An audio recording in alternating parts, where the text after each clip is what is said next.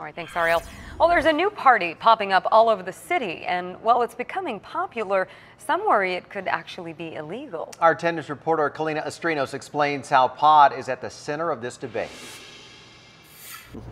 So we do a lot of seafood stuff, a lot of seafood-driven things. Local. Chef Gustavo Camacho is part of a new wave of cuisine innovators in San Diego. I want to render the skin of the duck so it gets nice and brown and crispy. For the past 12 years, his focus has been on California coastal food, but recently he's been using a new ingredient. Can't really smell it, but it smells a lot like cannabis. Yes, cannabis. And chefs just like Gustavo are going beyond your everyday edible. Blackberries infused with cannabis sugar, duck prepared sous vide with cannabis butter, then seared with cannabis oil. He says this new component gives you more than just a heightened experience. So it changes the flavor profile as an actual herb would. Just, it just gets you high. This cannabis-infused dish, an example of what he prepares at private dinner parties.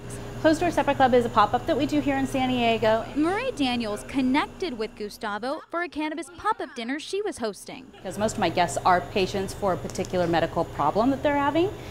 And this is just an additional way for those people to be able to experience a fine dining atmosphere. But even though recreational cannabis is now legal in California, she says guidelines are still hazy, making her hesitant to expand into the recreational space. I'm not quite that comfortable yet because we just currently implemented this into state law.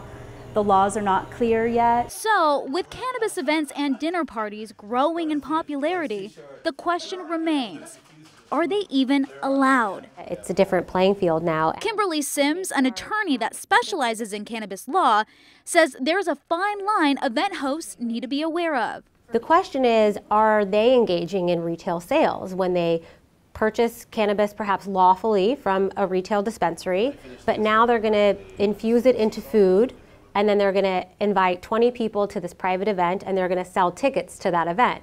Does that now put them in the commercial sales component? And I would argue that it does. Her advice? Stop. For now, Marie and Chef Gustavo say these events aren't going anywhere. They just hope the city puts a small event permit in place so everyone's at ease. Kalina Estrinos, 10 News. It is a changing world. We reached out to the city to get its take on this. As of right now, the city of San Diego does not allow the selling, reselling, or the distribution of marijuana or marijuana products within a special event venue. However, the city also says it does not regulate events on private property.